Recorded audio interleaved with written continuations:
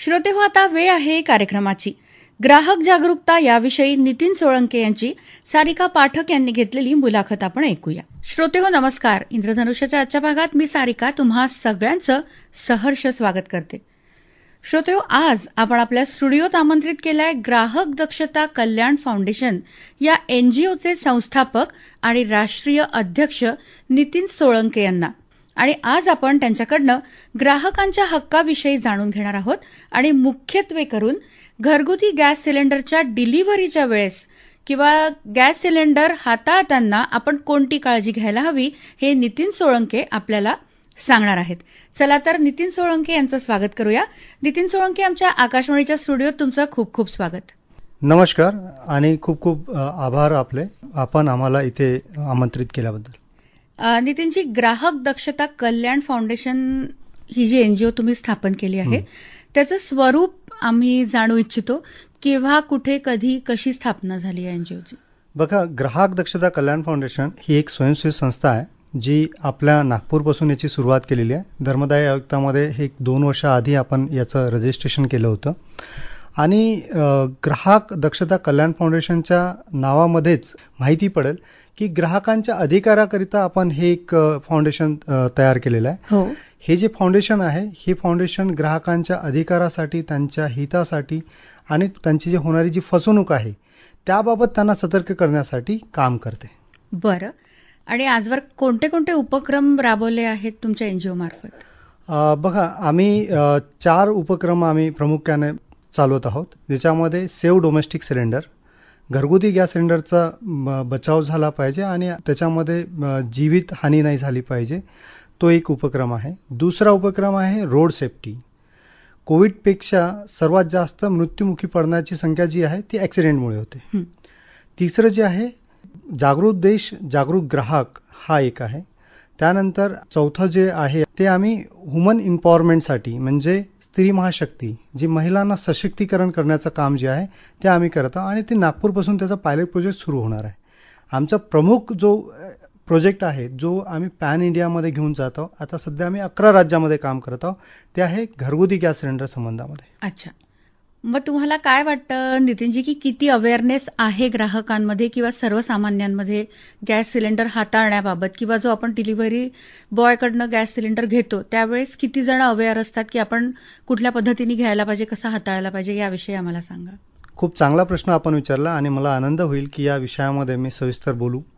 असं आहे की जेव्हा आपल्या घरी गॅस सिलेंडर येतो तेव्हा आपण काय करतो की गॅस सिलेंडर आला, त्याचं बिल किती झालं, त्याचं बिल पैसे देऊन देतो आणि तो सिलेंडर आपल्या किचनपर्यंत घेऊन जातो आणि आपलं जेवण, चहा, पाणी जे काय ते बनवणं चालू करतो.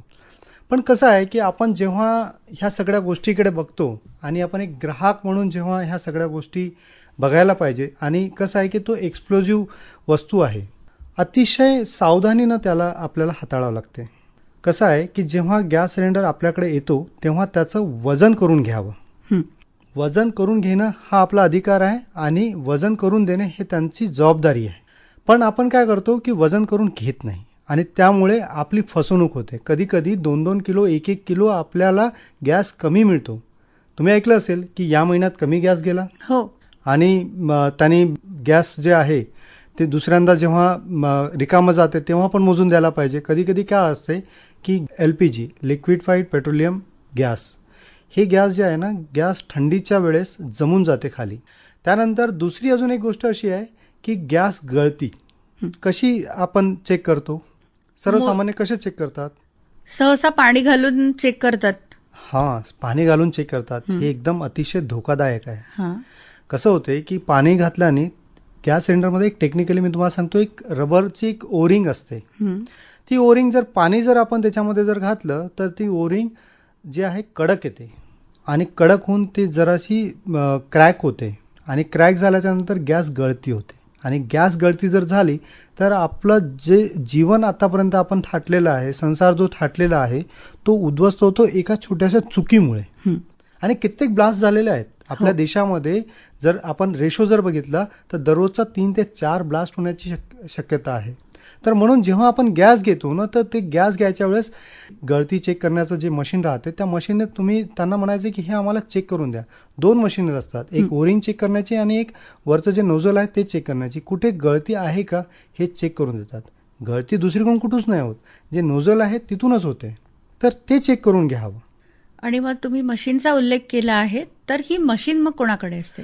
ही डिलिव्हरी बॉयकडेच असते. जो डिलिव्हरी बॉय आहे त्याच्याकडेच मशीन असते. मोजून देण्याचं यंत्र पण त्याच्याकडे असते.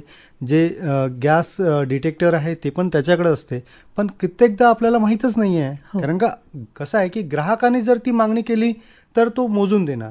त्याला काय पडलेलं आहे, त्याला हे सगळ्या गोष्टीमध्ये ह्या भानगडीमध्ये नाही. त्याला डिलिव्हरी द्यायची आहे, ते लवकरात लवकर देतो, निघून जातो.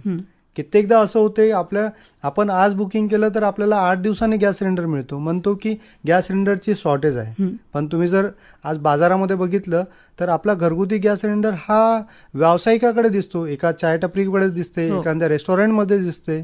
तर हे एकदम चुकीचं आहे.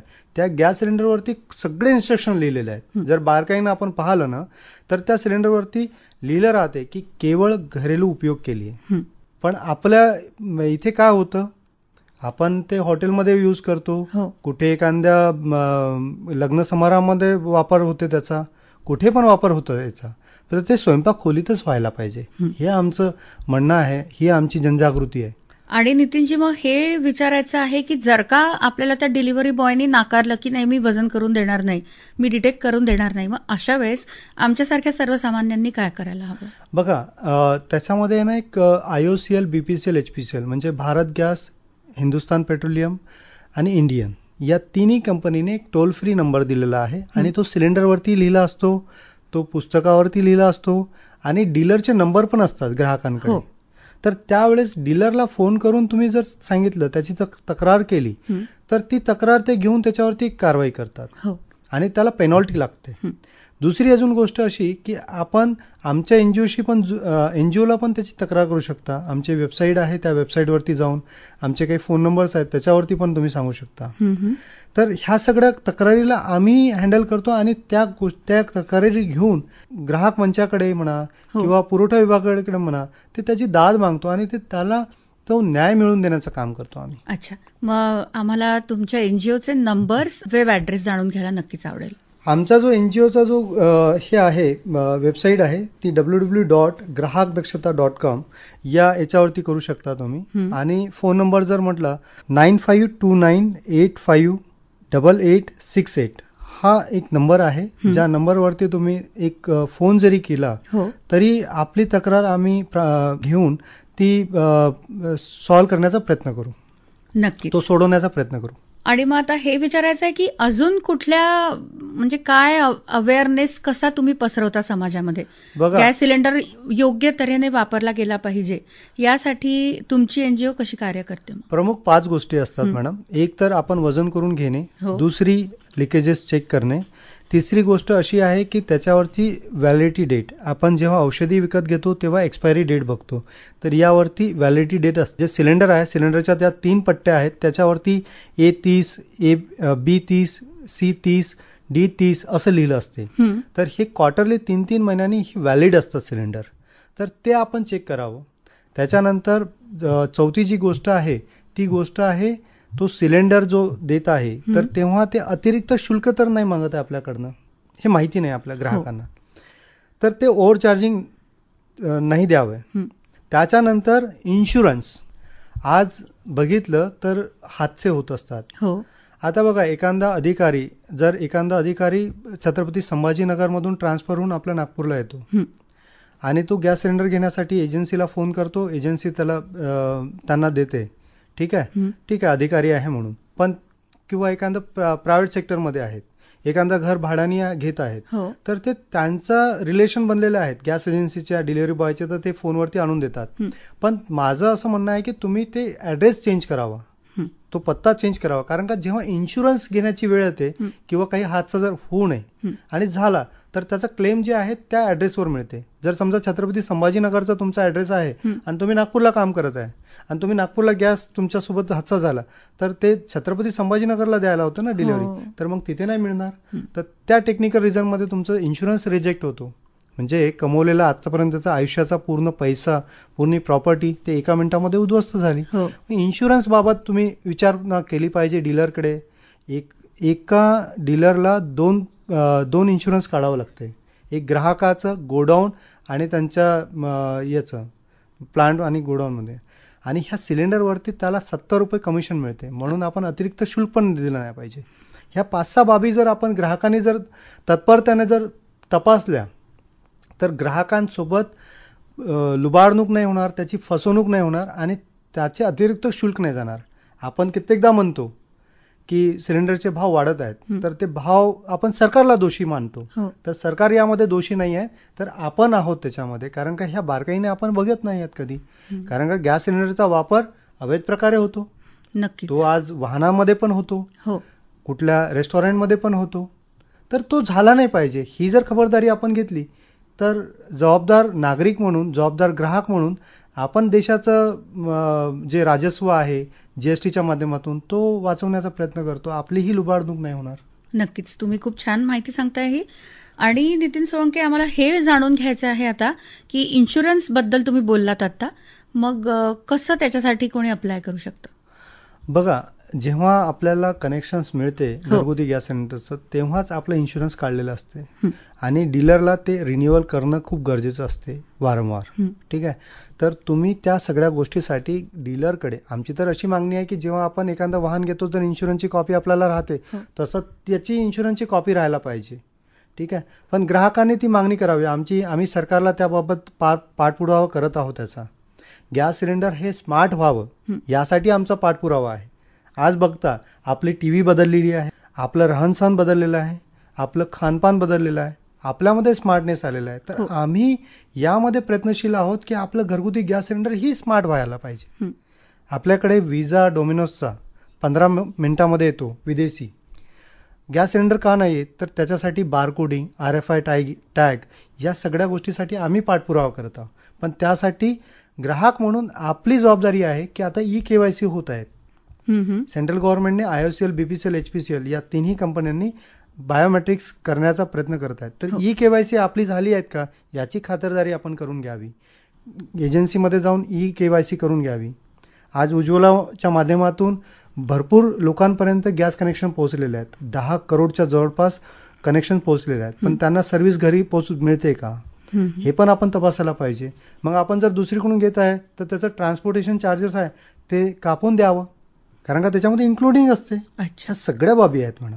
आपण जर एक ग्राहक म्हणून जर प्रयत्न केला ना तर आपले भरपूर काही अधिकार आहेत. म्हणून आपल्या माध्यमातून मी ह्या जितके पण श्रोते आपले ऐकत आहेत हा इंद्रधनुष्य कार्यक्रम, त्यांना हात जोडून विनंती करतो की त्यांनी आपले अधिकार जाणून घ्यावेत, त्यांनी आपला हक्क काय आहे तो जाणावा, आणि कुठे जर आपल्या हक्काचा हे होत आहे तर तिथे आमच्याशी संपर्क साधावा. आम्ही त्यांना जागृत करूया. नितीन सोळंके, आज तुम्ही आमच्या आकाशवाणीच्या स्टुडिओत आलात आणि घरगुती गॅसच्या सिलेंडर ग्राहकांनी, आम्हा सर्वसामान्यांनी कसा त्याचा वापर करावा, कसे आपले अधिकार जाणून घ्यावे याविषयी आम्हाला खूप छान मार्गदर्शन केलं. तुमच्या उपस्थितीसाठी आम्ही तुमचे आभारी आहोत. धन्यवाद. नमस्कार. नमस्कार. श्रोते हो, आत्ताच आपण ग्राहक जागरूकता याविषयी नितीन सोळंके यांची सारिका पाठक यांनी घेतलेली मुलाखत ऐकलीत. आणि आता संघटना आणि मानवी जीवनात त्यांचं महत्त्व, दामोदर पवार यांचं भाषण ऐकूया. नमस्कार, मी DS पवार, सरचिटणीस राज्य सरकारी कर्मचारी संघटना अमरावती. मी आपणास माहिती देणार संघटना व मानवी जीवनात संघटनेचे महत्त्व. मनुष्य हा समाजशील प्राणी आहे असे प्रसिद्ध ग्रीक तत्वज्ञानी एरिस्टॉटल यांनी म्हटले आहे. मानवाचे सर्वांगीण विकासासाठी व प्रगतीसाठी समूह असणे आवश्यक आहे. या जीवनसृष्टीत पशुपक्षीसुद्धा समूहाने जीवन जगतात, तर मानव का नाही? मानवाला सुद्धा सामुदायिक विकासासाठी संघटन आवश्यक आहे. तर चला मग संघटनेचे मानवी जीवनात किती महत्त्व आहे आणि त्यासाठी संघटनेमध्ये नेते व कार्यकर्ते कसे असावेत याविषयीची माहिती मी आज तुम्हाला देणार आहे. सर्वांनी माझे प्रबोधन मन लावून ऐकावे अशी विनंती आहे. मानवाच्या सार्वजनिक जीवनामध्ये अनेक संघटना आहेत. सार्वजनिक क्षेत्रात सामाजिक, धार्मिक, राजकीय, शैक्षणिक अशा अनेक प्रकारच्या संघटना आहेत. या संघटनेचे माध्यमातून प्रभाव निर्माण करून अन्यायाविरुद्ध लढा उभारणे व योग्य न्याय मिळण्याचे कार्य संघटन शक्तीचे आहे. तर संघटना म्हणजे काय? तर एकाच विचाराने प्रेरित होऊन एकाच उद्देशासाठी लढणारे लोक एकत्र येऊन जो गट तयार होतो त्याला संघटना असे म्हणतात. अनुकूल दिवसात दिसणारी 100 डोकी म्हणजे संघटना नाही. प्रतिकूल दिवसात साथ देणारे काही मोजके सहकारी म्हणजे संघटना. हवेबरोबर तोंड फिरणारे 100 डोकी म्हणजे संघटना नव्हे, तर वादळातही ठामपणे पाय रोवून आपल्या ध्येयाशी इमान राखणारे शिलेदार म्हणजे संघटना होय. सामाजिक क्षेत्रात वावरताना मान अपमान, राग, लोभ, आरोप, प्रत्यारोप होणारच. वैचारिक मतभेद तर अपरिहार्य, परंतु अनेक अडचणींना तोंड देऊन जे काही टिकून राहते ती म्हणजे संघटना. म्हणून संघटित होऊ, संघर्ष करू, अन्यायावर मात करू. राष्ट्रसंत तुकडोजी महाराजांनी ग्रामगीता या ग्रंथात 2 ओळीत संघटनेचे महत्त्व व्यापकतेने विषद केले आहे. ते म्हणतात, हत्तीसा आवरी गवती दोर, मुंग्याही सरपास करती जर्जर, रान कुत्रे संगोटोनी हुशार, व्याघ्र सिंहाशी फाडती. यावरून मानवाच्या जीवनात संघटनेचे महत्त्व किती मोठे आहे हे आपण समजू शकतो. असे म्हणतात की मनुष्य हा समाजशील प्राणी आहे. समाजात समूह राहूनच मानवाचा सर्वांगीण विकास होत असतो. त्यांच्या व्यक्तिमत्वाला विविध कंगोरे फुटून त्याचे व्यक्तिमत्व भरत असते. जो माणूस समाजशील नसतो तो कितीही बुद्धिवान आणि श्रीमंत असला तरी एका विशिष्ट मर्यादेच्या पलीकडे जाऊन समाजाला त्याचा काही उपयोग होत नाही. म्हणूनच प्रत्येकाच्या समाज जीवनात संघटनेचे अनन्यसाधारण महत्त्व आहे. जी व्यक्ती कोणत्या तरी संघटनेसोबत जोडलेली असते त्या व्यक्तींना लोक आपुलकीने ओळखतात. काही ठिकाणी तर इतरांपेक्षा जास्त मानसन्मान मिळतो. काही व्यक्ती संघटनेत खूपच कार्यरत असतात, त्यांना कमी कालावधीत जास्त प्रसिद्धी मिळते. संघटना जर काळानुरूप मोठी होत गेली, नाव लौकिक आली तर आपोआप कार्यकर्त्याची नाव व्हायला लागते. त्यांना पद, प्रतिष्ठा, प्रसिद्धी, पद मिळायला लागते.